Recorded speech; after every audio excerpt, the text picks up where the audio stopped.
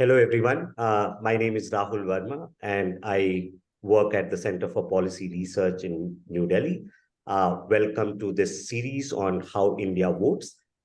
This today's panel discussion is actually the eighth conversation in the series in the run-up to 2024 elections. And the question that we are going to think about today is, do assembly elections matter for Lok Sabha results? Of course, there is some sort of idea that in the past, in some cases, the results of these state assembly elections map onto Lok Sabha elections. For example, in 2013, BJP had done well in Rajasthan, Chhattisgarh, and Madhya Pradesh, and they also went on to sweep these states in 2014. However, in 2018 assembly elections, BJP had sort of like suffered losses in all three states. Congress managed to form government in all these three states, but it was not able to perform in the same way in 2019 elections. So if you look at the results of the past, those results sometimes map onto Lok Sabha elections and sometimes don't. The question today we are trying to think about is not just in terms of how many seats from assembly can be converted into Lok Sabha, but are there narratives that emerge during this round of assembly elections which shape up the Lok Sabha election? So we're going to have this conversation in two parts. First, we are going to look at the state of play in each of these states. Rajasthan, with Sanjay Lodha ji, is going to talk about. Rajasthan is going to poll on 25th November. Aisha is going to talk about Telangana, which is going to poll on 30th November. And Yatin ji is going to talk about Madhya Pradesh, which is going to poll on 17th November. We already had polling in Mizoram for 40 seats. So Mizoram elections are over on November 7th. And Chhattisgarh also polled for 20 seats on November 7th. The remaining 70 seats are still going to poll next week. So with that, let me also introduce you my stellar panel. Thank you for joining Sanjay Lodha. He's presently member secretary of Rajasthan Higher Education Department. He was previously head of the political science department at Mohanlal Sukhadia University at Udaipur. Sanjay ji has been conducting or being part of Lokniti network of election studies and has been conducting election studies in Rajasthan for nearly more than 2 decades. Yatin Sisodia, he's director of Madhya Pradesh Institute of Social Science Research, which is based in Ujjain. Yatin ji has been writing on Madhya Pradesh politics for a very, very long time, and he's also associated with the Lokniti group. Aisha Minhas is a senior journalist based in Hyderabad, and she is with the front line at this moment and has been extensively covering both Andhra Pradesh and Telangana for some time. So thank you, all of you, for joining today, and also to my participants, those who have been with us for so many months. So thank you, everyone, for being here. And my apologies for dragging you on a Dhanteras night for sort of conversation on elections, but I hope you would understand political, some of these political conversations can take place at any time. So again, thank you everyone for taking out time and joining us today. I will also request, before I invite my panelists, that if you have questions, please put it on Q&A box, and I will start weaving some of those questions in my second or third round when I invite these panelists. So thank you again, everyone, for joining today. Sanjay ji, let me start with you today, and I will ask you a very open-ended question about Rajasthan and what the state of play in Rajasthan is. And before that, let me just, for everyone who's on this panel, everyone knows that Rajasthan basically swings from one party to the other for last 25 years. That's the electoral history of Rajasthan. What we also know now, some of us did some data analysis, which helps us in understanding that when BJP wins, they win by a large number of seats. They actually cross 120, 130 in Rajasthan. But when Congress wins, they only hover around the 100-seat mark, so just barely crossing the majority mark. And this seems to be happening because in last three elections, the BJP Congress has not won 50 odd seats, meaning that effective seats for Congress in Rajasthan is 150. So that makes the challenge for the Congress, if Ashok Gehlot wants to, defy this logic of history, then the challenge for them is higher. But we also know that BJP is facing lots of challenges in Rajasthan, internal squabbles between different faction leaders and other things. So with that, let me ask Sanjay ji to use his decades worth of knowledge on Rajasthan and enlighten us what's happening in Rajasthan at the moment. Thank you, Rahul. It's been a wonderful opportunity to be a part of this very important conversation. And at the very beginning, I'd like to wish a very happy Dhanteras to the panel and all the people who have joined there, friends. I'd also like to congratulate Center for Policy Research on 50 years, celebrating 50 years. You have put many of the issues relating to Rajasthan up front. It has been what is called as oscillation between BJP and Congress starting from 1993. So for the last almost 6-7 elections since 1993, it has either been BJP or Congress in power, what they call as revolving door. So one time it is BJP, next time it is Congress. But you also rightly pointed out that most of the times the BJP victories have been very emphatic, whereas Congress victories, especially if you look at 2008 and then again 2018, they have barely crossed the majority mark. In 2008, they did not even cross the majority mark. They had to take the help of other independent MLAs and also other smaller political parties like Bahujan Samaj Party to form the government. And the similar thing happened in 2018 as well. Whereas BJP, when it won in 2003, it had about 120 seats. And again, in 2013, it had a whopping 163 seats, which was all-time high as far as electoral history in Rajasthan is concerned. So when we start looking at the present elections, which is going to get the 16th Vidhan Sabha constituted in the state of Rajasthan, the way I look upon the fray is that it is basically as it is emerging to be in the last fortnight or so, and I'm sure the trend is going to continue in the coming 10-15 days. The polling is on 25th of November. It is emerging out to be a contest between Ashok Gehlot on the one hand and Narendra Modi and the entire BJP on the other hand. The manner in which the election campaigning has been taking place, the manner in which issues have been highlighted, it appears to be a contest between Ashok Gehlot as the one leading the Congress and Narendra Modi as the one who is leading the BJP. That is a part of the politics of BJP where it has not projected any leader, regional leader, local leader who could be the chief minister in case the BJP comes to power.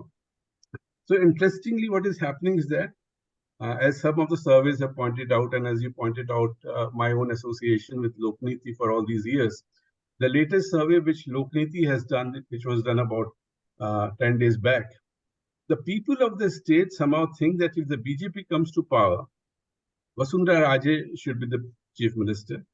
And if the Congress comes to power, Ashok Gehlot should be the chief minister. So I'm at a loss to understand why the so-called high command, both in Congress and BJP, are shy of projecting both either Vasundhara or Ashok Gehlot as the top leader, or likely to, because we experienced this, we faced this in 2018 elections also, that if Ashok Gehlot had been projected as the chief minister of Rajasthan, then maybe Congress would have got a higher number of seats, maybe about 120 or 130. But not projecting Ashok Gehlot as the leader of the party cost the party about 20-25 seats, maybe. So leadership issue is one major issue in these elections. You also pointed about factionalism. Both the parties are suffering from factionalism. In fact, Congress, the entire 5 years that Congress was in power in Rajasthan, there was a continued infighting between the two top leaders, Sachin Pilot and Ashok Gehlot, and it was the High Command had great difficulty in resolving those issues. Apart from that, what we have noticed over the last 10, 15 days, ever since the process of nomination began, and it came to an end yesterday evening, and now we have a clear picture in Rajasthan. There were about more than 40 BJP leaders who had filed their nominations other than their party nominee. And similarly, in Congress camp also, there were 25 odd people who had filed their nominations other than the party symbol. So now, when the last day for nomination, withdrawing the nomination was yesterday, BJP still has about 22 rebel in some of the very important constituencies, in constituencies which are housed in Jaipur, in constituencies in North Rajasthan, in constituencies in West Rajasthan also. And similarly, Congress is also suffering because of the presence of 16 rebel candidates. So this is one major factor which is going to be very important. I'll also like to point this out that although we know that Rajasthan has been basically a two-party or bi-party system, but in none of these elections, if you start from 1993 and you come down to 2018, we have about 20 to 15 to 30 MLAs who have either belonged to smaller political parties or those who have won elections as rebels and independent candidates. And Congress, whenever it has formed government, has taken the help of these MLAs. At the same time, if you look at the percentage share of these people belonging to BSP or Rashtriya Loktantrik Party or Aam Aadmi Party or Bharatiya Adivasi Party, almost 18 to 35% votes have been cornered by these. Right now, some of the surveys have pointed out that, okay, maybe more than 85% votes will go to both these parties. But as it has happened in the past, when it comes to actual polling, we have seen that both the parties put together get about 75% votes. The rest of the 25% votes go to the other parties, and about 25 seats are taken. So I think post results, which come on 3rd December, the role of the independents and the role of the smaller political parties is going to be very important. Another very important issue relating to Rajasthan, as you pointed out about welfare policies. Last 2-3 years, the manner in which a number of welfare programs have been announced by the Congress government relating to old age pension, relating to health, relating to education, relating to COVID, the Bhilwara model of COVID program in Rajasthan, which is supposed to be a great success, Mehngai Rahat camps. In most of the surveys, it has been pointed out that people have not only heard about these welfare programs, actually almost more than 2/3 people have actually benefited from these welfare programs. So this is the new scenario. We have been involved in asking this question: have you heard about these welfare programs? And the supplementary question we always ask: have you benefited? So many people have heard about these welfare programs, but not even 1/3 said that they had benefited. This is the first time, Rahul, when I look at the statistics, they point out that as far as Chiranjeevi insurance scheme is concerned, as far as 100-unit free electricity is concerned, as far as education admission is concerned, in most of these areas, more than 2/3 people are saying, of those who have been surveyed, saying that yes, we have actually benefited. But at the same time, if you look at the last two elections, I'd like to point out 2013 elections, which 2008 to 2013, Gehlot was the chief minister. And starting from 2011, September, October, a number of similar welfare programs were announced by Ashok Gehlot government. And similarly, Vasundhara Raje government also announced a number of schemes, Bhamashah Yojana, Jan Dhan Yojana, other schemes related to welfare. But when it came to elections, these parties could not reap the benefit of giving these welfare programs. So I think one very important question which all of us as social scientists have to ponder upon is welfareism related in any way to the manner in which people vote? Since this program is basically focused on voting behavior, I have my own doubts. So apart from welfareism and good governance, like law and order issue, checking corruption issue, or security of women is concerned, people think that these are the basic duties of an elected government. So there's Yeah. nothing extra about it. Yeah. They are looking for something extra, something plus, which can sort of entice them to vote for the incumbent party. Hmm. Uh, and here the whole play of interest versus identity comes into play. That's a Hmm. very important factor. Even the recent Lokniti survey, a very important picture which emerged when certain issues were asked, and people said overwhelmingly, almost 75% people said that Hindu Rashtravad, Hmm. Kanhaiya Lal issue of Udaipur, Hmm. Sanatan Dharam, Godhan, these are going to be very important issues. So there's a distinct polarization which has already happened as far as electoral scenario in Rajasthan is concerned, and that somehow is giving some edge to the BJP. Okay. Another important factor before I hand it back to you is, the whole incumbency factor. It has been pointed out that if we look at the elections from 2003 to 2018, not even 38% of sitting MLAs who have been given tickets have Hmm. been able to win. Hmm.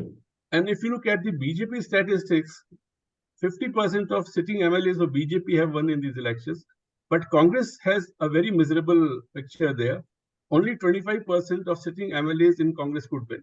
So this time there was an expectation that Congress is going to change many of its sitting MLAs, which has not happened. Out Hmm. of the 100 odd MLAs which they had in 2018, they have repeated 86. And similarly, in the BJP camp also, out of the 73 odd which they had, they have repeated 61. Hmm. That picture also, in a way, goes against Congress, so to say. Uh, my final point would be that if welfareism actually comes to the rescue of Congress, Congress can come back to power. But Hmm. if welfareism is regarded as a major duty of the government is not going giving anything extra, then Congress is going to have a tough time in Rajasthan. Uh, Thank you so much, Sanjay ji, for covering so much ground in these 10 minutes, from leadership to sort of rebel factor and welfareism. And I think what you like, I tend to agree with you on the welfare question, which is this is sort of like a minimum expectation of citizens that you must do this. If you must do if you do this, we are not sure whether we are going to vote for you, but if you don't do this, we are surely going to vote you out. So it's a very different kind of sort of like scenario compared to what we tend to think about this question. Now let me invite Aisha from Rajasthan. Let's go to South and think about Telangana for a minute. Aisha, just to frame the question for you, Telangana is going to be one of the more interesting states to watch. The reason being that post 2019 elections, it seemed that BJP is going to be a rising force in Telangana, especially when they won 4 Lok Sabha seats. And they also made a lot of news around Hyderabad and Greater Hyderabad Municipal Corporation elections. But what seems to have happened in last 6 to 8 months, and this is what some of the opinion polls are showing, that Congress has picked up steam, especially after the Bharat Jodo Yatra and its Karnataka victory. So in that sense, Congress has become much more energetic in Telangana. Some polls are actually suggesting there is a close fight, and now it's for either KCR's Bharat Rashtra Samiti or Congress, anyone can win. The consensus seems to be emerging that BJP has lost out and it won't be a serious competitor in this assembly election. So my question to you is, what happened in last 6 to 8 months and what's happening on the ground? Do you see a similar thing among voters? And if KCR still manages to retain chief ministership in Telangana, what's working for him? And if Congress sort of manages to upturn the situation, because the gap is really large. KCR had 46% of vote share and Congress had 28 in Vidhan Sabha and 24 in Lok Sabha. So the gap is actually of 20%. What I think everyone is expecting, en masse sort of like big desertion from BJP voters, which was around 20% to the Congress side. So your thoughts on this? Hi, Rahul. Can you hear me clearly? Yes. Yeah. Yeah. First of all, thank you for having me on this panel, and congrats to CPR for the 50th anniversary. It's really a little bit intimidating to be on the panel with such really seniors and experts on the panel. But to begin with, you had a lot of questions. I'll try to address much of it. You're right. For to begin with, there's been a lot of, it's been a roller coaster ride sort of for Telangana political parties, not as much for the voters, I would say, but for the political parties, surely there has been, it's been quite a roller coaster ride, because after 2018 elections, the assembly elections, the 2019 general elections itself were a shocker for the ruling BRS party, which was back then TRS, because it did not win quite as many seats as it's expected during the Lok Sabha elections, but we'll come to it later part of the panel. As far as assembly elections are concerned, right now BRS has about over 100 odd MLAs. Congress has about 5. BJP has, I think, 2. There are a lot of defections happening, so it's really difficult to keep a tab. MIM has 7, and there are others. Left party has none. 0. It's being decimated. But I think one factor that a lot of analysis is also overlooking is that the 2018 assembly elections were a Mahakutami, or sort of grand alliance of Congress, the left party, and TDP, and a local party called Kodanram-led party called TJS. But we can't really say what part of the share was Congress loyal voter share, because there was quite a few changed voting equations on ground among various social groups. So really not sure how much we can rely on just those numbers. But as far as the current assembly election goes, the campaign is right now, the major media coverage of the campaign, I'll speak as a journalist, is about a few issues of corruption, but it's not as significantly playing up like in the Karnataka election. Congress is not able to bring about a wave of, BRS being a corrupt party, or BRS having increased corruption in its contracts. In fact, CSDS Lokniti did a survey where people did feel Telangana did not have much corruption. It was one of the on the lower ends of the corruption scale.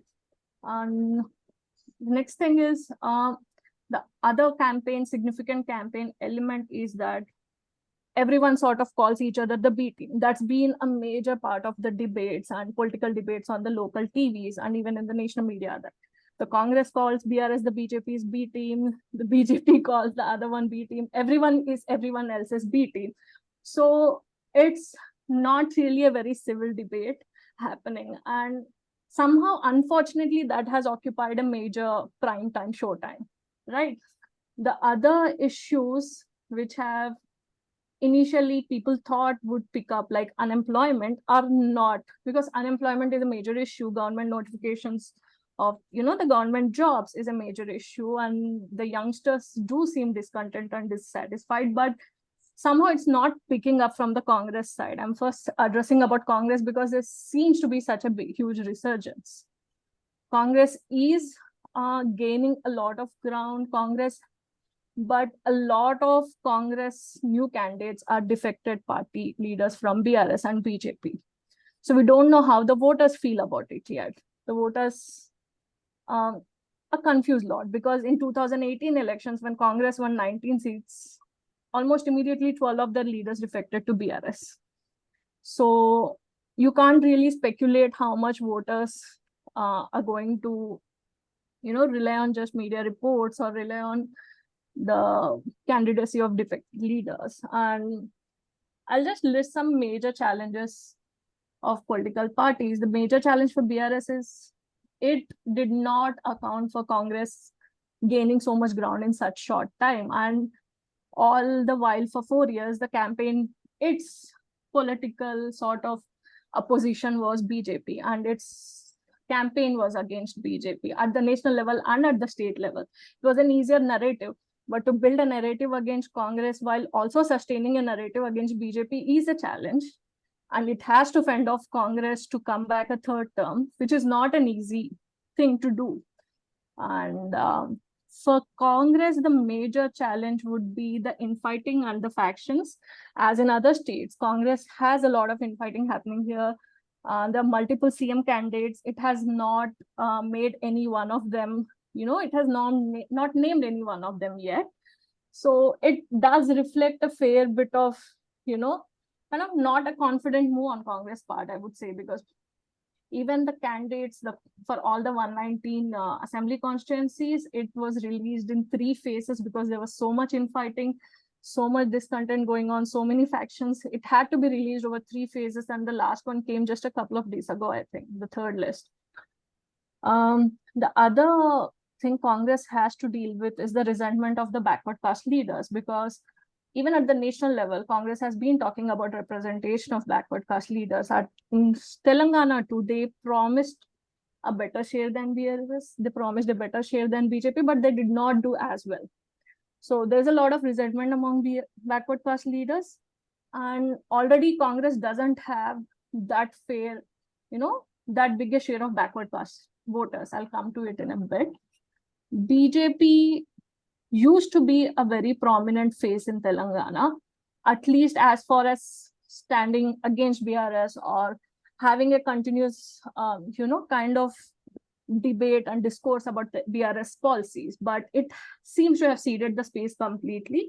There is not even a talk about what their manifesto is going to be, what their welfare approach is going to be. And it's been disappointing for both the BRS party members and their voters. And I think largely what happened in BJP was there was again a lot of defected leaders who joined BJP. And there was quite a bit of faction between the leaders who were very Hindutva oriented and their approach was very Hindutva oriented, and the leaders who joined BJP who wanted to oppose KCR. Not even BRS. These leaders wanted to just oppose KCR.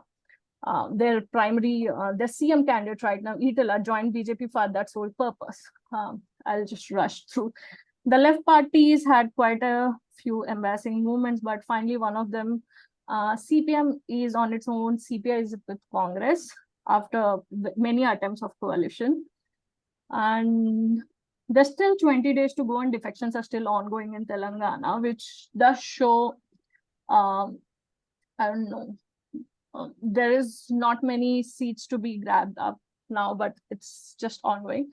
As far as welfare goes, Telangana BRS already has a lot of welfare policies in place for farmers, for, as pensioners, for women. There are a lot of welfare policies in place. Congress did bring up 6 promises for women, for farmers, for youth, but from how I see it on ground and among the, analysis, it did not do a really imaginative or radically different job in coming up with these welfare policies. How much these are going to benefit Congress is really going to depend on how their booth level leaders talk to the voters, because Congress doesn't, that's one more defect of Congress, is it's still building at the booth level, because this is very recent resurgence of the party. One good thing to come out of Congress manifesto was they acknowledged tenant farmers and agricultural laborers. The tenant farmers part, there's about 30% tenant farmers according to some civil society statistics, but BRS has took a stand against acknowledging tenant farmers as farmers or acknowledging them in their schemes. So it could stand to benefit Congress, because most of these are scheduled caste, scheduled tribe, and backward caste farmers. And what else? We spoke. The leadership factions within BRS are not much. KCR has a stronghold. The discontentment among their MLAs are primarily about not having much of a say. There's as much KCR has a stronghold, it's also a control over his party. His family members, his nephew, and others have a much larger share of power, so as to say, and the others don't get that much of a say in the party. So that's a discontentment that has been raising. Quite a few leaders left BRS because of that. As far as Congress goes, is always in fighting on faction fight. BJP also has it. Then anti-incumbency factor. BRS has been here for 9.5 years. So there's obviously going to be an anti-incumbency factor. Some of the surveys, initial surveys were saying there's anti-incumbency against 30 to 35% of its MLAs. It could get higher because now people see Congress as an alternative in some regions of Telangana.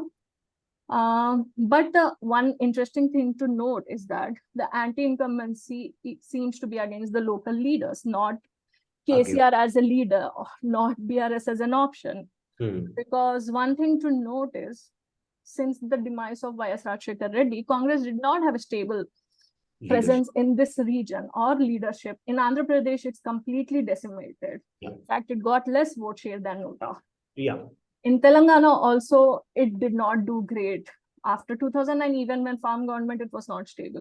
So TRS, people do identify BRS with a sort of stability, which is not untrue. There are issues. I'm not saying there are not issues. There are farmers' issues, but there are also, BRS did do good on a lot of fronts: electricity, irrigation primarily, and these two primarily. The misses would be the unemployment, for sure. And so the anti-incumbency is a lot about the lack of performance of the local MLAs and the local leaders than the leader itself, the chief minister itself. So, I think that's about it. Great. Thank you.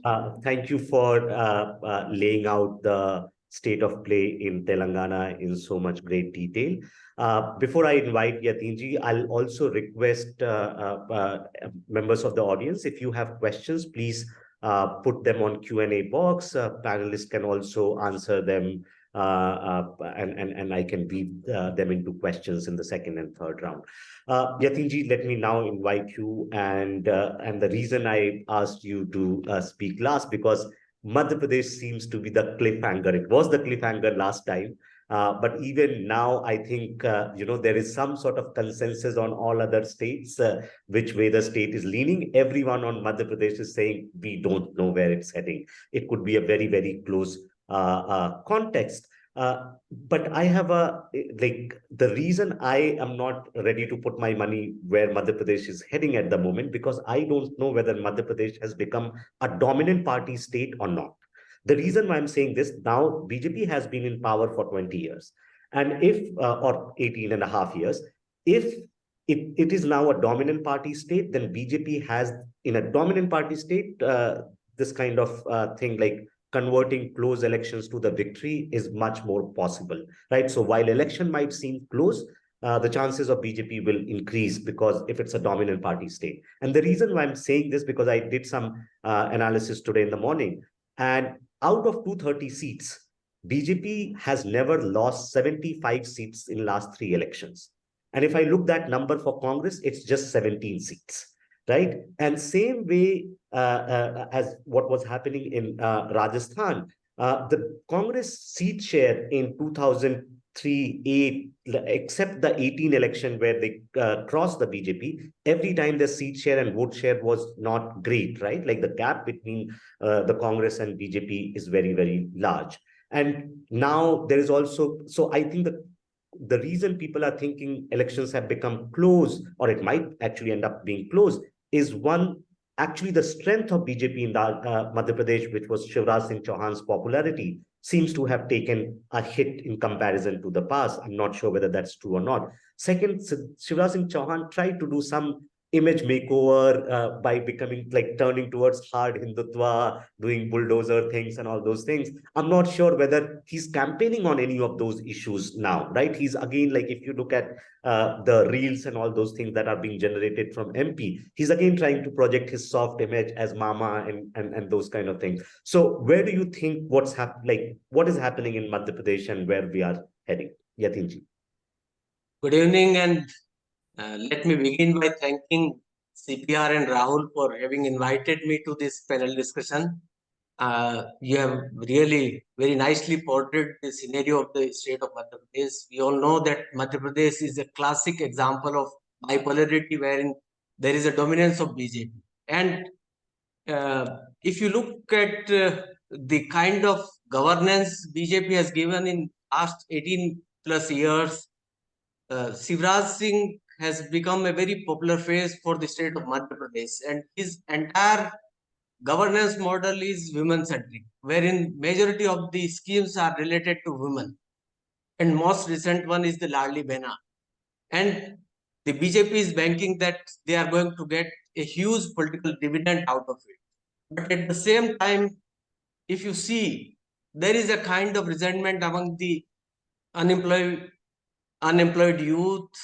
There is a unrest among the farming community. And now Shivraj is not the face of the 2023 for the chief ministerial position. So there is a collective and central leadership in the state of Madhya Pradesh.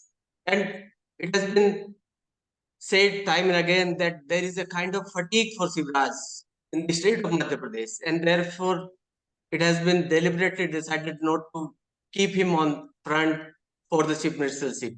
But at the same time, if you look at the campaign of this Congress is banking on the unemployment among the youth, corruption, inflation, and farmer unrest. And simultaneously, they have taken up the issue of caste census, atrocities among against the SC/ST, and there is again a long list of freebies in the Vachan Patra of Congress.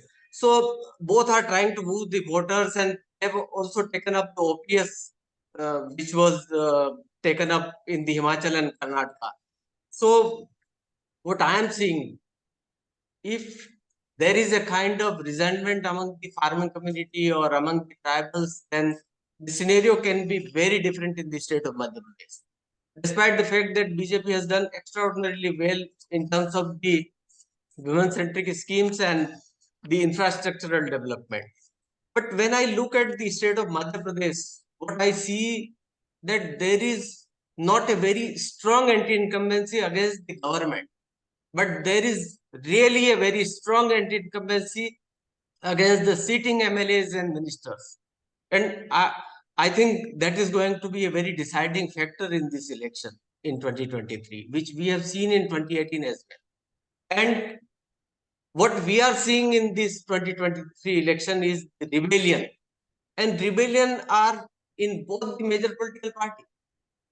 And interestingly, these rebellions have got tickets from BSP, SP, AAP, and Independent.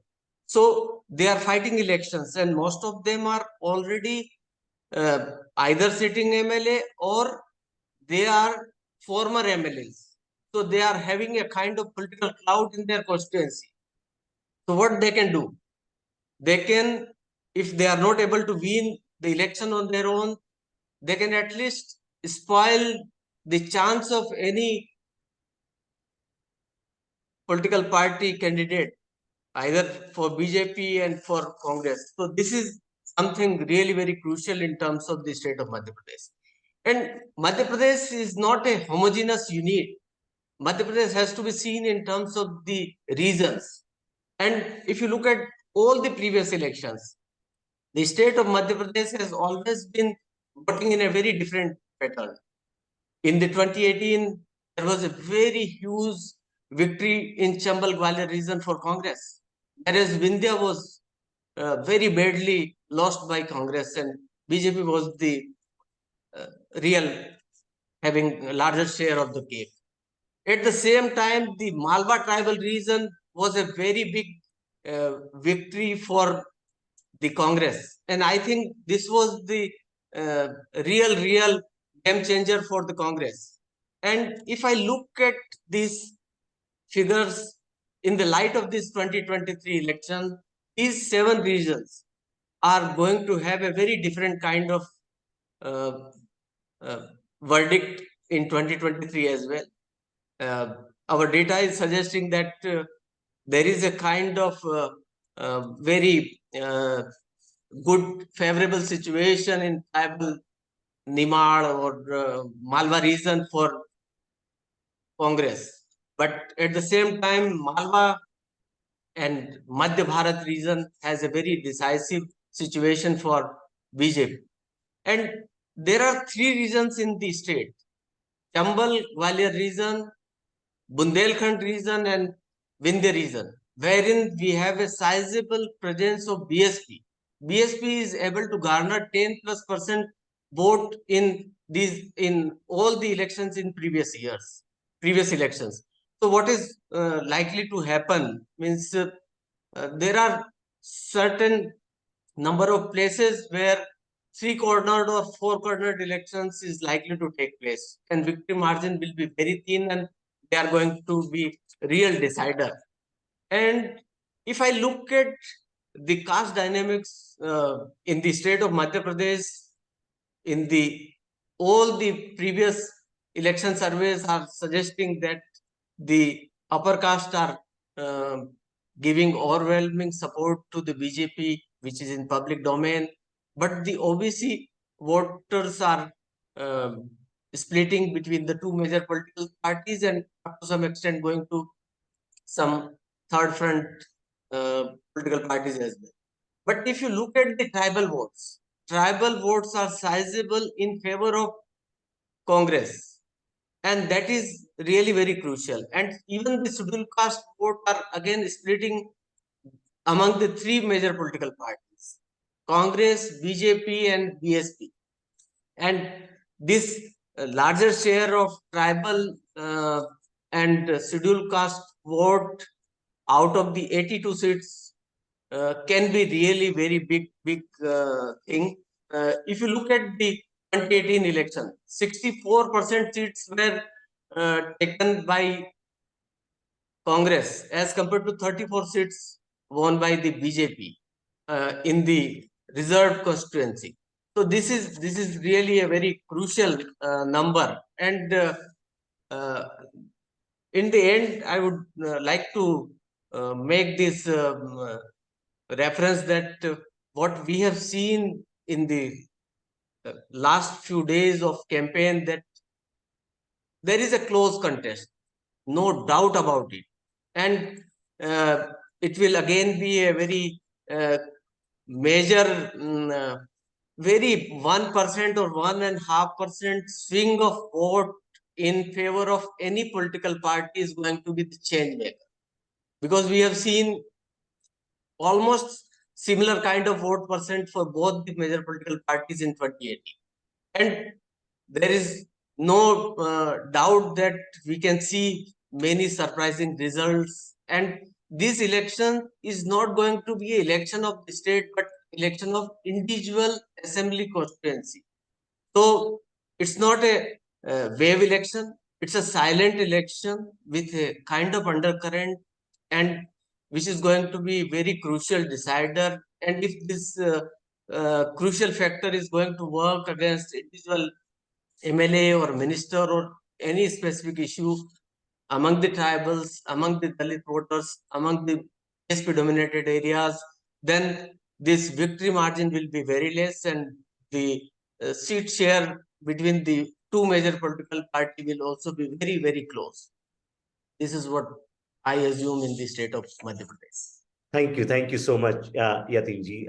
Let me do a second round with you all before bringing in audience question. And second round, I'll invite Sanjayji first to reflect on not just like how perhaps the assembly election results from Rajasthan are going to map on Lok Sabha, but more on what issues you think from Rajasthan will remain important for Rajasthan till Lok Sabha elections, whether it will again be a Modi versus Gehlot kind of a competition, or Gehlot promise on caste census, and so whether caste census kind of issue will emerge important. So what narratives are you seeing emerging from Rajasthan that will remain there till 2024 elections?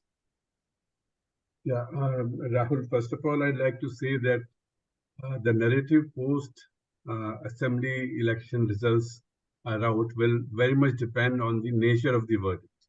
That's one thing which we have to keep in mind. One of the issues which were there in CSDS survey, which was done about a fortnight back, of course, we all know that there's this question which we always ask: what happens? How are you going to vote if Lok Sabha elections are held today or tomorrow, whatever? So Ah, there was a distinct gap of 10% between BJP and Congress in favor of BJP. And at the same time, something which perplexed me again was the exit question, which we always ask. yeah. That, would you like to repeat the Ashok Gehlot Congress government?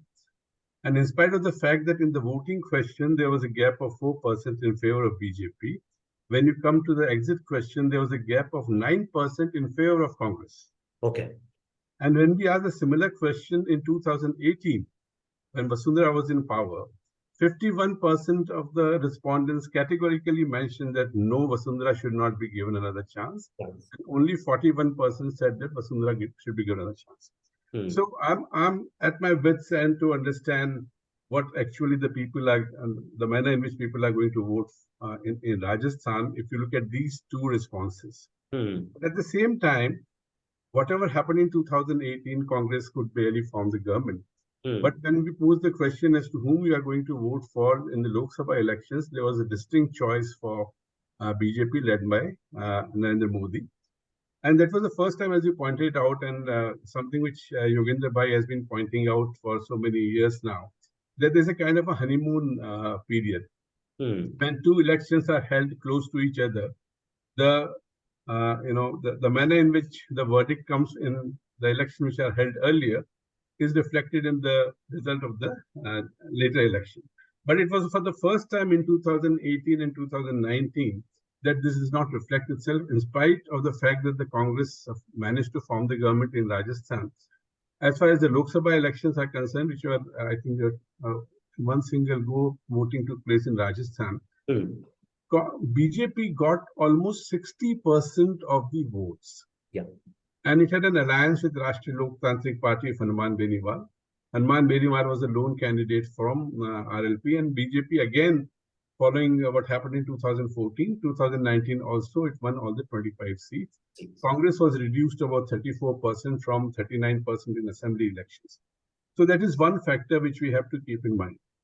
Another thing which, because we have been talking about incumbency factor, a very interesting picture which emerges from the Lokniti survey is that people have not shown a great deal of satisfaction with some of the major policy interventions of the central government. Whether it is Pradhan Mantri Awas Yojana, whether it is Ujjwala Yojana, whether it is Ayushman Bharat Yojana, there is greater support, greater satisfaction with similar schemes related to health, education, price hike, which have been instituted by the Gehlot government, and the ones which have been given by the central government.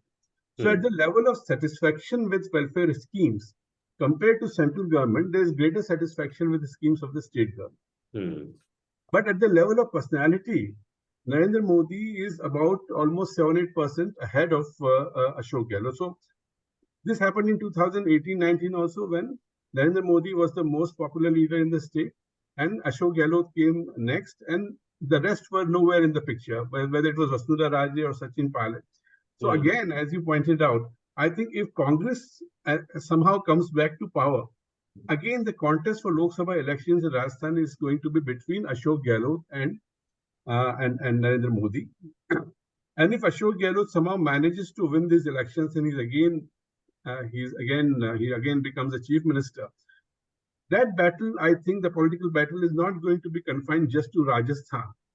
Congress will, I think, project Ashok Gehlot as one of the major national leaders who can take on Narendra Modi at his own game. That's what Ashok Gehlot has done. So these are issues which I think much depends on the verdict of 2023 Vidhan Sabha election. But I think, because I pointed out in the first part also, that religious polarization is one very important factor on which BJP is banking upon. That polarization, and with Ram Mandir being there and other things being there, that polarization and focus on identity politics is going to increase. We talked about caste census issue. There is a great deal of support for caste census in Rajasthan also. Almost, I think, 40% said that yes, caste census should be done. And if actually Congress comes back to power in Rajasthan, I think they're going to take up this caste census issue, which will have its impact on Lok Sabha elections as well. As Yatindra Bhai pointed out, of the caste, support base of different political parties, basically Congress and BJP in Madhya Pradesh. The same thing is happening in Rajasthan. Whenever Lok Sabha elections comes, the combination of forward caste in support of BJP, it increases. But in Vidhan Sabha, of course, the forward caste like Brahmins, Rajputs, the trading communities do vote for BJP, but the number comes down. But since it is a tight two-polar situation in Lok Sabha and other actors are not so active as far as Lok Sabha elections are concerned, almost 90% of the votes in Lok Sabha elections are cornered by BJP and Congress. So the other players who are so active, including the rebels who are so active in Vidhan Sabha election, they are more or less out of play in Lok Sabha elections. It was only in 2019 Lok Sabha election, the only regional political party which made its presence felt surprisingly was Bharatiya Tribal Party in Banswara region, where the candidate got more than 2.5 lakh votes. It was very surprising. Other than that, there was no other political party which was of any consequence. So this is how I think the scenario is going to unfold itself. The honeymoon period, if BJP comes back to power, I think it's going to be a very powerful kind of a situation for BJP. But if the Congress comes back to power, I still think that Narendra Modi-led BJP is going to have an edge. Okay. Thank you, Sanjay ji. Aisha, coming back to you and picking something from Sanjay ji. So is like Narendra Modi and BJP as a national party will become a factor in 2024 Lok Sabha in Telangana again, even if BJP performs really badly in Vidhan Sabha elections, and I'm assuming they will perform badly. There's no reason to believe that, we can all be surprised on December 3rd. Or Congress, if it manages to sort of like rise in this election, even if it doesn't win, at least it manages to give a really good challenge to KCR, then Congress tally from Telangana is going to improve substantially. Is that what we are going to see? And are there such issues like caste census as we are seeing in the Hindi heartland? Is that issue in Telangana? What kind of issues you can, of course, that you were mentioning in your own sort of remarks about Hindutva kind of leaders within the BJP. Will that be sort of like a factor, at least in the greater Hyderabad region? So what are the factors in the run-up to 2024 that you see will come out? Okay, let me address this one by one. Yeah, I think a little bit of background on the 2019 general elections, because the assembly elections results did not really map on to the 2019 general election results in Telangana, because TRS, which had a very significant victory, it won 88 candidates from 8, and then it won only 9 general, Lok Sabha seats. It did not really map on, and one of the significant chunk of voters it lost was upper caste voters, who shifted to the BJP, as Sanjay was saying. Upper caste voters do have a shift. And Congress, which managed to win about 91 seats, which was still a significant number even back then, because Telangana has overall about 17 seats. Yes. BJP was the most surprising victory. BJP won 1 MLA seat and had 4 MPs. Yeah. And it was pretty surprising. But I would not say it's just because of Modi wave or a wave, sort of everyone wanted, voted for Modi, because I would also say there was a significant contribution of the individual candidates too. Say Bandi Sanjay Kumar from Karimnagar, Dharmapuri Arvind, Kishan Reddy. They are all strong leaders in their own sense. Right. And they had quite a lot of local issues they were fighting on. The BJP here fought, for instance, Nizambad, the MP fought on the turmeric farmers issue, right? So they did have a campaign built around both local and BJP's national narratives. So it was not just the Modi wave. It was kind of like, we can't really speculate on how much of a share of vote, because I don't have the data, but it was quite a bit of both reasons. As far as the current election goes, if Congress manages to win whatever number of seats, first of all, Telangana will have a proper opposition party for the first time in 10 years, because we haven't had an opposition leader for the longest time. And if Congress does manage, its fight till now was against BRS and the local issues of Akaleshwaram Dam, corruption, or the unemployment, but its fight in general election is going to be against BJP. So I think much of the campaign is going to align with the India bloc narrative of the same things that it's doing in other states. And one interesting thing here is the Congress couldn't accommodate seat sharing in even the current assembly elections with the left parties. They had months-long discussions, and eventually CPI did quit. Yeah, so I don't know how it's going to reflect on India bloc's unity in terms of general elections, right? And CPM too, they have given only 2 seats here, but that's a larger point that in terms of India bloc's unity and campaign against BJP, it is a kind of a questionable stance. And what else?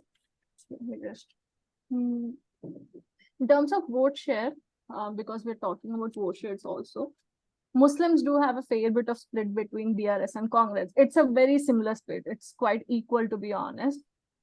SCs tended kind of a little bit inclined more towards BRS, but this time around, because of resentment towards some implementation of some welfare schemes, they might shift towards Congress, is what the ground reports say. BCs are overwhelmingly towards BRS. So it's not sure, but there were quite few swings in the general elections compared to assembly elections. It might be a similar result. And I think Congress would need newer narratives in terms of general elections, unless it manages to register a very clear win in Telangana. If it has about 30-40 seats, it's going to be a tough thing again. Yeah, no, thank you, Aisha. Yatinji, Madhya Pradesh, by and large, for last 20 years has been a BJP state. And in Lok Sabha elections, they managed to do well, even in last election when they faced difficulty. It's different from Rajasthan, where, like, at least in the 2000s, Congress also used to win a lot of seats in Lok Sabha, 20 out of 25, I think, in 2009. That has not happened in Madhya Pradesh. More or less, the number of seats BJP win has always been higher compared to the Congress in Lok Sabha. Given that history, even if Congress surprises or not surprises or manages to win again compared to 2018, do you think any change would happen in Madhya Pradesh politics? And the reason why I'm asking is that many of the MPs and union ministers from BJP have been asked to contest assembly election. So there is going to be a change of guard in terms of Lok Sabha candidacy as well. Is there a sort of like churning within BJP in terms of its organizational milieu, and what kind of issues you are seeing that might emerge in 2024 in next 6 months? Yeah, as far as Madhya Pradesh is concerned, there is no doubt that it is one of the most popular state for this party like BJP, and it is second to Gujarat in many ways. And if you look at, as you have rightly mentioned, that there has always been a very sizable number with BJP, even when there was a Congress government.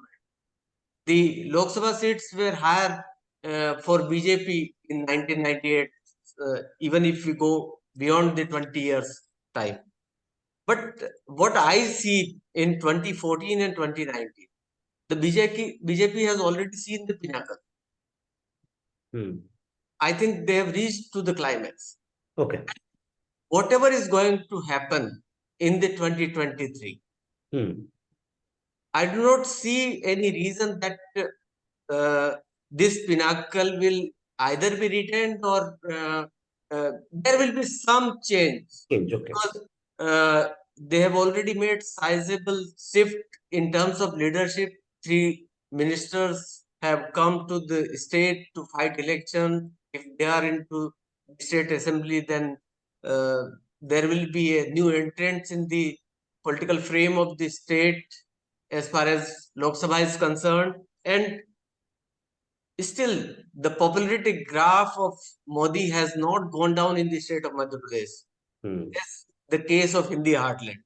And there is always a difference of vote between the two major political parties, ranging from 3% to 20%. I do not see any reason there can be a huge difference of 14-15% vote difference between two major political parties in 2024 election. This will be reduced. And if this is reduced, then there can be a shift in terms of the vote share and leading to the number of seats going to the two major political parties.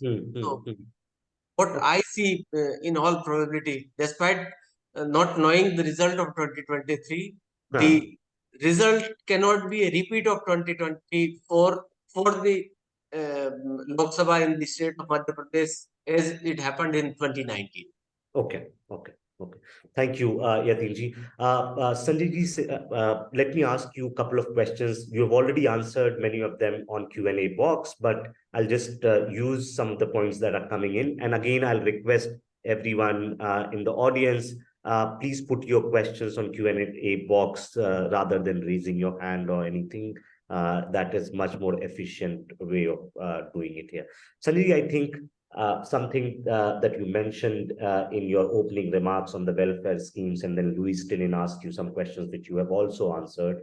I'm going to pick you on the welfare schemes, which is all parties seem to be, in now fray of offering all kinds of welfare promises in the run-up to elections. Even I think in 2013, there was a lot of talk of Gehlot being able to reverse the history of Rajasthan because of his welfare scheme. That didn't happen. In fact, BJP got the maximum number of seats in the history of state. My question to you is, are there, and this is not specific to Rajasthan, are there certain kinds of leaders, certain kinds of parties or certain kinds of schemes that are much more effective to just giving a bouquet, right? Because what seems to be happening, every party is now going with some kind of promises. There must be some kind of traction that parties think these welfare promises bring to them, or because such analysis don't exist, everyone is living in a sort of a bubble that we need to promise, whether it gets or not, and who cares, it's just a promise. So what's happening on the welfare scheme? I think some important issues are going to be there when people in Rajasthan go to vote on 25th of November. As I mentioned, that a major difference between the last few Vidhan Sabha elections and also Lok Sabha elections and the surveys which we have been doing, in most of these survey studies, we have found out that whatever welfare schemes have been there, whether given by the state government or whether given by the central government, we have found out in our studies that, okay, people have heard about those schemes. More than 2/3 people say that, yes, we have heard about those schemes. But when it comes to the second question, having heard about the schemes, have you benefited from these schemes? There, the number comes down drastically, and we find in our surveys that not even 1/3 of the respondents will say that we have benefited from these schemes. You refer to 2013, Ashok Gehlot, 2008 to 2013. At that time, also, I pointed this out in one of my writings, that although Ashok Gehlot had come out with a number of welfare schemes, I think they were too late and too little. They came down, the elections were held in 2013 November, and these schemes came around the corner sometimes towards the end of 2012. So even before the bureaucracy could come to grips with those welfare schemes, the time for election had already come. Yeah. But this time around, there is a distinct change in the sense that not only these schemes have been announced earlier, say about 200, immediately after COVID was over, sometimes in 2021, we saw that these number of schemes came around. And that is why the number of people who have actually benefited. I'll just give you an example, the survey which we did with Lokniti. Now, this gas cylinder kind of thing, where Ashok Gehlot promised that, okay, some of the people will get gas cylinder 500 rupees. 55% of people have said that they have benefited. 100 units electricity free.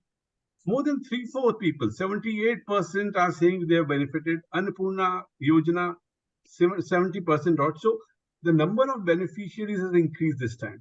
So my basic issue is, as I pointed out in the first part, that even after having got the benefits, will the people vote for that political party? That's a big question. So the entire thinking about freebies or reveries, whatever the Prime Minister calls it, or doling out these schemes, if the people get benefited, are they going to vote for that political party? This is the first thing which I think we need to focus upon. And if the Congress actually comes back to power, it will be because of two things. One, satisfaction with the Ashok Gehlot government, and second, benefiting from the welfare scheme. These are two things which are related to each other. And although anti-incumbency is being talked about, I went through the data and I found that even against the MLAs, sitting MLAs, the level of dissatisfaction is much less, 4% less than the level of satisfaction. As far as the Chief Minister is concerned, the level of satisfaction is very high. Even for the MLAs, the level of dissatisfaction is much less compared to the level of satisfaction. So that's why we are saying, and I answered Louis also the same thing, that there's no strong anti-incumbency, rather there's a pro-incumbency as far as Congress is concerned. And there was a time when it was felt that there's anti-incumbency against the opposition. Opposition has not been able to play its role in a befitting manner in Rajasthan. So I think the whole idea of welfareism, its litmus test comes now in the case of Rajasthan. Thank you so much, Sanjay ji. Aisha, there are two questions. Let me ask you one, which is very straightforward, but I'll tweak both the questions.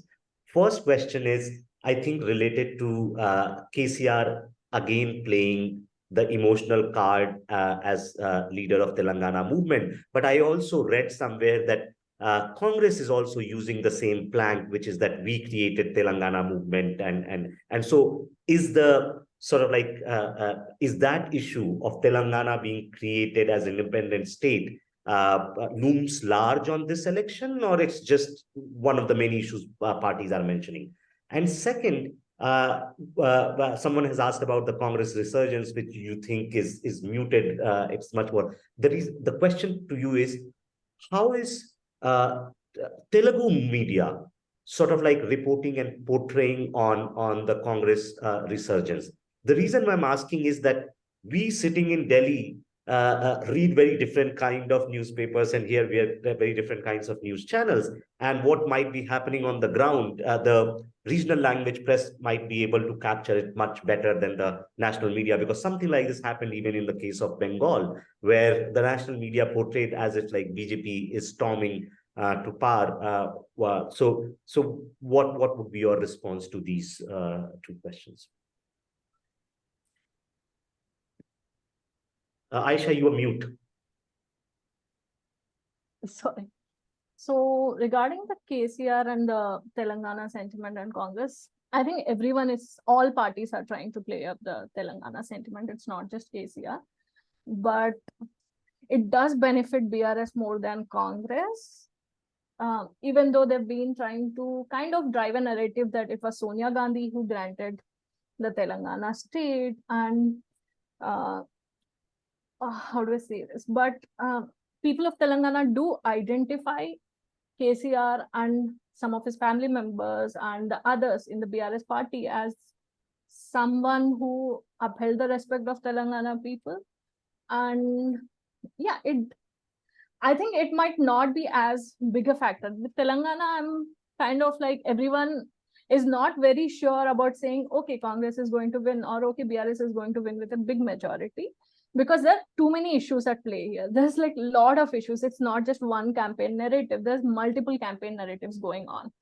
And what is striking a chord with the voter depends on the region they belong to. There are some pockets where Congress is going to sweep the entire constituency, like the district And there's somewhere Congress doesn't even have a presence still. I think even in the past 2 decades, there's some constituency where Congress doesn't have a presence. So it depends on the region, and all the parties are playing up that. And this Telangana sentiment also is, I think, being covered more in the national media than the local media from what I see in the news consumption. I also wrote about it a bit, but I don't think it's going to be that big a benefit to either of the parties.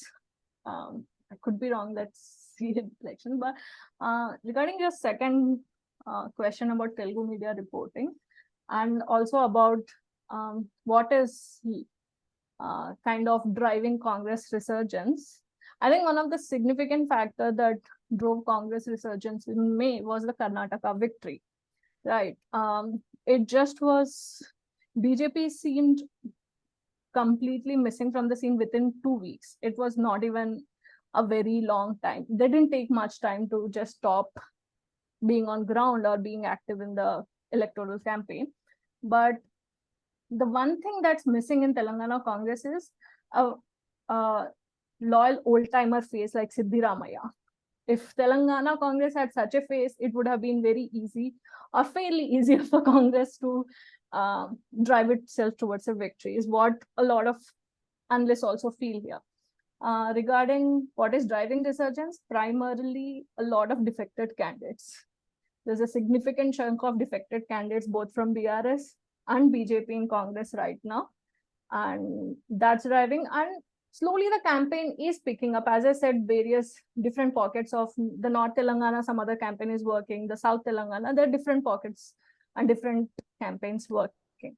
And regarding Telugu media reporting, I think I feel personally, because I do see a lot of reports, and I think they have done a much better job of covering constituency-wise weaknesses and strengths of each leader, not just the incumbent leader.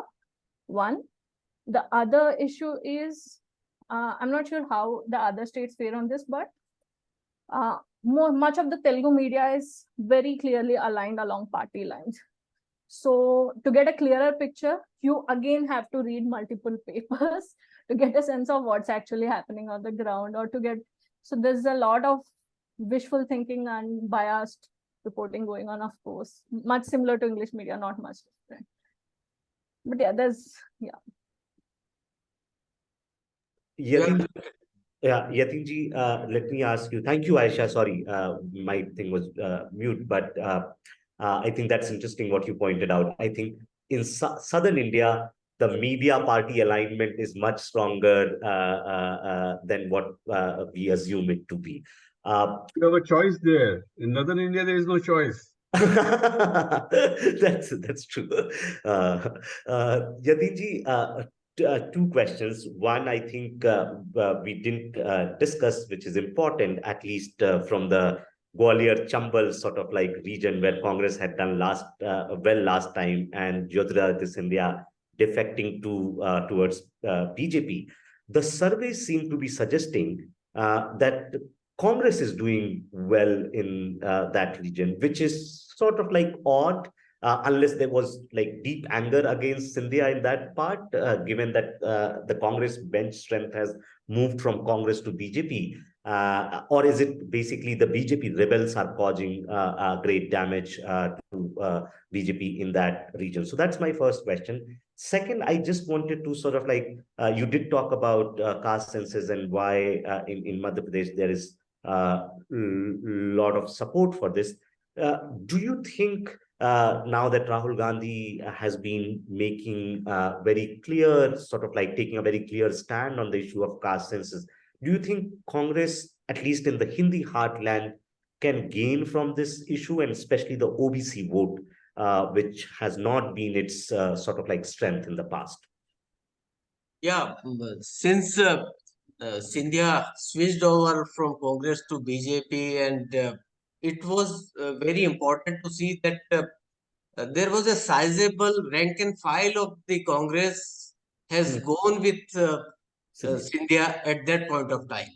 But there was a kind of issue at the grassroots level that the acceptability of the local Congress workers merging into BJP was not very much acceptable up to some extent at different places, and therefore we have seen a kind of reversal from BJP to Congress just before the election announcement. So this was a very peculiar situation in Gwalior-Chambal region, firstly, and secondly in Gwalior-Chambal region, when the ticket was denied, almost all the sitting MLAs or the MLAs who lost the election in 2018. So what they did, they switched over to other political party, mostly to BSP or independent or AAP. And that has led to a kind of situation of multi-cornered election in the Gwalior-Chambal region. So this is not a single reason that only because of Scindia, there is a kind of anger among the electorate for Scindia, therefore the Congress is gaining and BJP is losing. There are multiple factors which are affecting the elections of Chambal-Gwalior region. Even you have a big face of union minister fighting election from the Chambal region. And the kind of story has already been started writing when the Gwalior mayor election was won by Congress. So there is a kind of polarization in favor of Congress as of now appearing, because there is a three-cornered election and age is with Congress because of the third factor which has come into being. This is what I am assuming. And secondly, the caste census question which you asked, I think it is a very deliberate kind of attempt to counter the majoritarian politics which is taking place in the heart. So if you have to break this major block, if you are addressing the issue of obesity, there is a huge likeliness that they can create a kind of rupture or split in the obesity. And if a portion is coming in their favor, then they can at least stop the juggernaut which is happening in the Hindi art. So I assume that this is a very tactical kind of move which has been taken by the Congress to address the majoritarian politics which is happening in the Hindi art. Thank you, Yatinji. Let me, before I close the conversation, let me ask each of my panelists 1 minute to each of you, if you have any final remarks which you want to make, and also any X factor which you want us to look at, those who don't follow the state politics as closely as you do, like in the run-up to elections, what you think are going to be the X factor? Sanjay ji, Aisha, and then Yatin. Well, personally speaking, I don't see any X factor causing any radical change in the verdict from what we have been discussing so far. But at the same time, I think this election is going to be a very important election as far as the state of Rajasthan is concerned, because if somehow, if Congress loses, BJP wins, and even then, in spite of the fact that surveys point out the popularity of Vasundhara Raje, and Vasundhara Raje is somehow not made the chief minister because of whatever reasons are there, it will signify the end of 2 or 3 decades of Rajasthan politics, wherein these two leaders were ruling the roost, Ashok Gehlot on one hand and Vasundhara Raje on the other hand.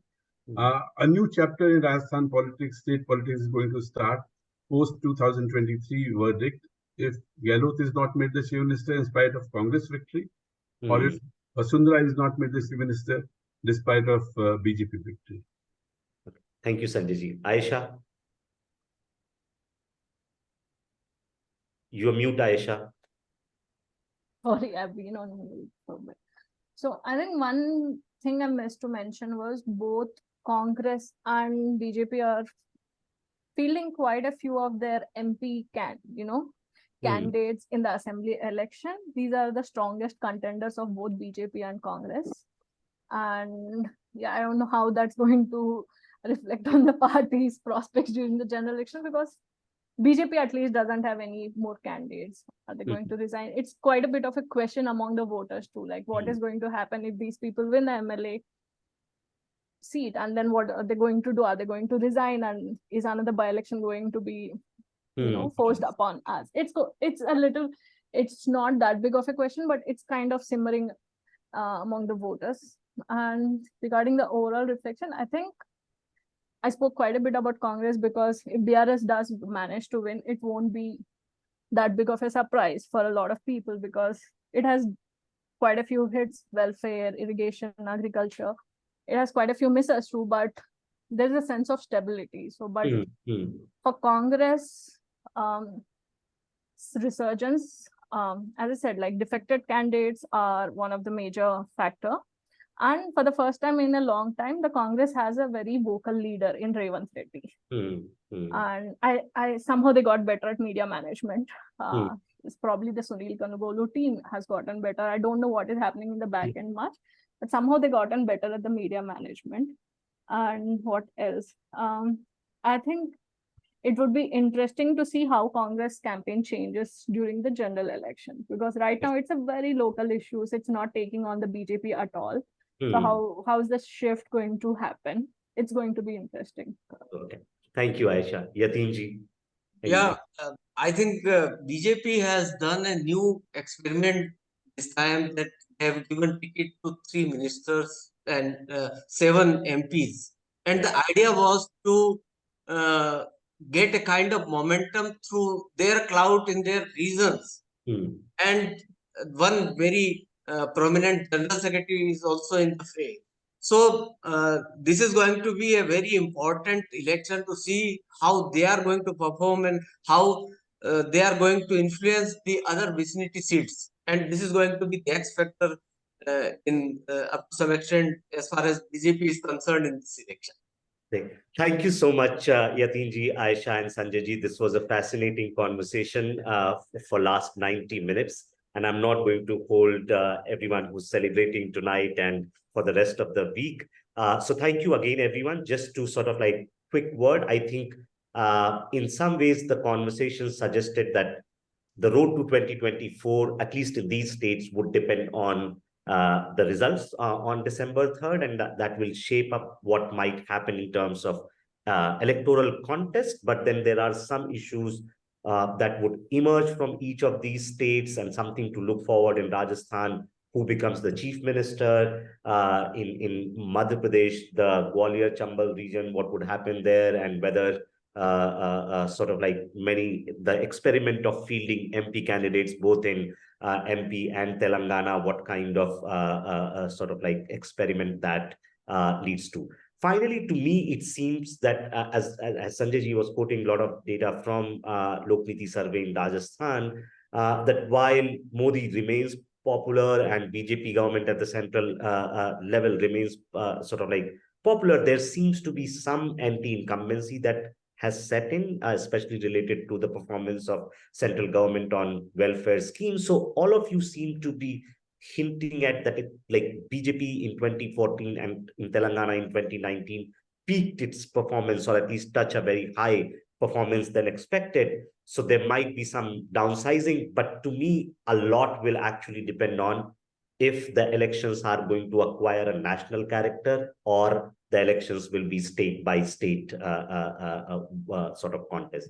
If state by state contest, then I think the hypothesis which we are discussing will become much more applicable. But if it acquires national character due to something happening in next 2 to 3 months, then all bets are off. You could see 4 surprising seats in Telangana, and again a repeat of those kind of performance. That remains to be seen. But thank you everyone for joining us today. Our next event is on 16th November with Milan Vaishnav and Paul Stanley, and the question we are going to discuss is, do foreign policy and national security concerns drive domestic politics? And especially in the context of Israel-Palestine conflict, do these kind of questions actually end up forcing some voters' perception on some of those issues. So thank you, everyone. Happy Deepavali to everyone. Take care and see you soon. Thank you, Sanjay ji, Aisha, and Yatin.